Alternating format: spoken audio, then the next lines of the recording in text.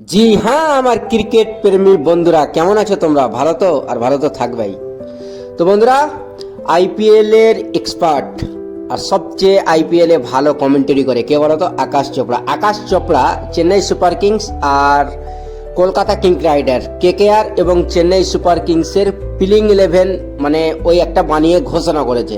সেটাকে আমরা আজকে দেখব। কোন টিম বেশি শক্তিশালী তোমরা কিন্তু কমেন্টে জানাবা, কেকেআর নাকি সিএসকে।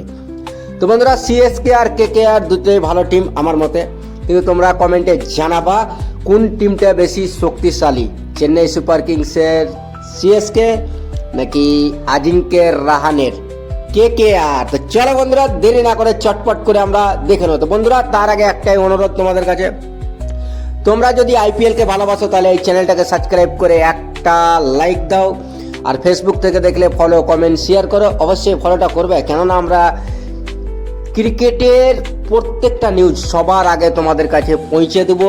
প্লেইং 11 এবং ম্যাচ শেষ হওয়ার পরে যেই ঘটনাগুলো ঘটবে সেটাও আমি ভিডিওর মাধ্যমে জানাবো। তো বন্ধুরা চলো, আর দেরি করবো না, চটপট করে দেখে নেবো।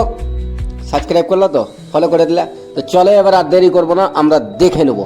বন্ধুরা, সর্বপ্রথম দেখে নেবো আমরা কেকেআর এর সম্ভাবিক প্লেইং 11, যেটা বানালছে আকাশ চোপড়া, সেটাকে দেখে নেবো। তো সর্বপ্রথম স্ট্রং প্লেইং 11 কেকেআর এর দেখে নেবো। তো সর্বপ্রথম নাম আসছে সুনীল নারায়ণ, তার সঙ্গে দেখা যাবে ফাইন এলেন।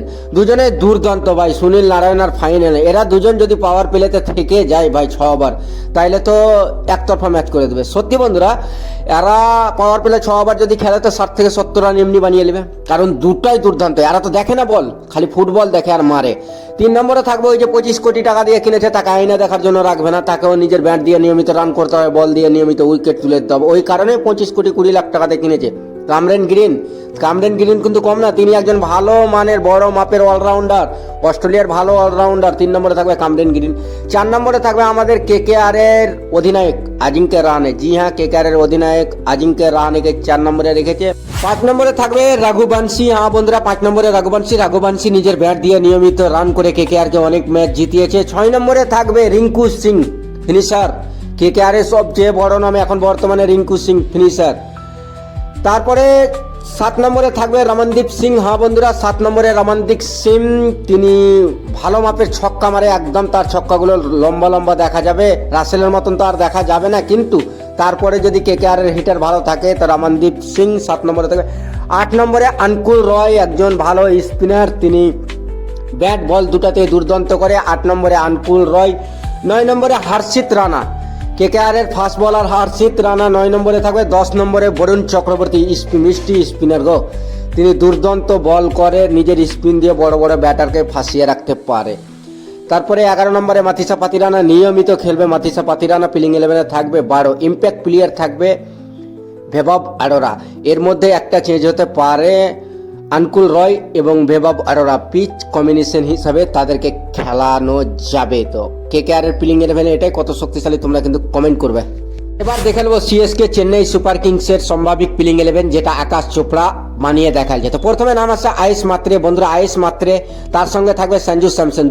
দুজনে দুর্দান্ত, সঞ্জু স্যামসন আয়েশ মাত্রে দুজনে দুর্দান্ত। সঞ্জু স্যামসনকে ট্রেড করে কিনেছে। 3 নম্বরে সিএসকে এর অধিনায়ক ঋতুরাজ গায়কোয়াড় ভালো মানের ব্যাটসম্যান, তাতে কোনো সন্দেহ নেই, কিন্তু ওপেনিং থেকে তাকে 3 নম্বরে করাবে।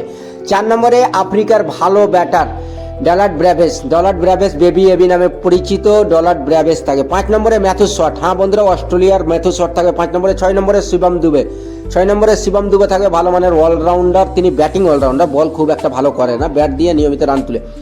এরপরে থাকবে 7 নম্বরে থাকবে MS Dhoni, wicket keeper batsman.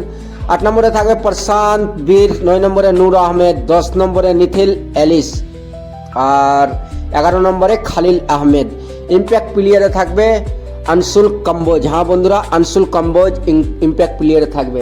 এর মধ্যে কোনটা টিম বেশি শক্তিশালী তোমরা কিন্তু জানাও বন্ধুরা। আকাশ চোপড়া যে দুটোই টিম বানালো, সিএসকে এবং কেকেআর, এই দুটা টিমের মধ্যে তোমাদের চোখে কোনটা টিম বেশি স্ট্রং মনে হলো, কোনটা টিম শক্তিশালী মনে হচ্ছে, কোনটা টিম আইপিএল 2026-এ কোন টিমকে পাটকাবে, কে জিতবে, কি মনে হচ্ছে? তো বন্ধুরা কমেন্ট করো, কমেন্ট সেকশনে লিখো কে জিতবে। এখানে সুস্থ থেকো, ভালো থেকো, আর আকাশ চোপড়ার এই প্লেইং 11টাকে তোমরা কমেন্টে শিওর জানাবে। তো এখানে বন্ধুরা সুস্থ থেকে ভালো থেকে এটাই কামনা করো, আর নিজের খেয়ালটা রাখবে, আর চ্যানেলটাকে সাবস্ক্রাইব করে ফেসবুক থেকে দেখলে ফলো কমেন্ট শেয়ার করো।